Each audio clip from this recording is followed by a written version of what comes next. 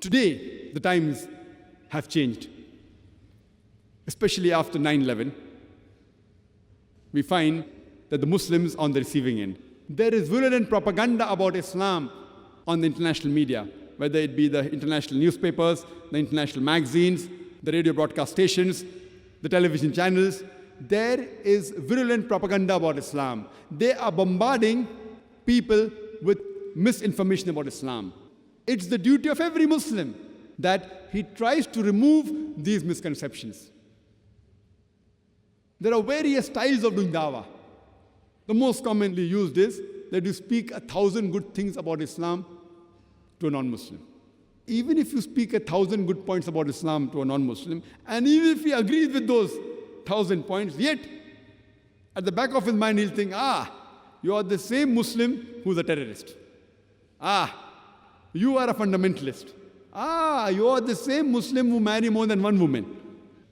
You are the Muslims who subjugate the woman by keeping her behind the veil. These few negative points at the back of the mind will prevent the non-Muslim from accepting the beauty of Islam.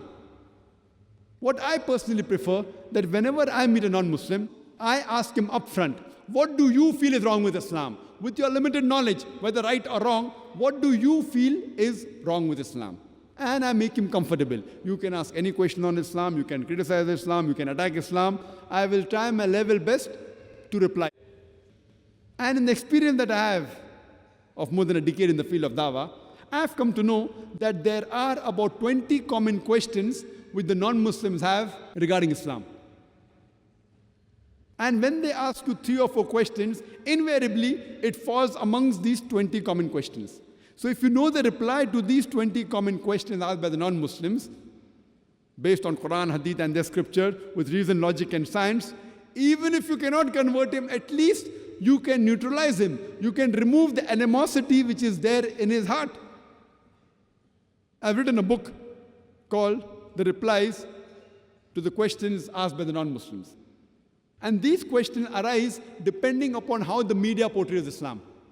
And today, the number 1 question is regarding the Islamic word jihad. It was number 5 on the list previously. After 9/11, it became top of the charts. The others have come behind, but it's yet there.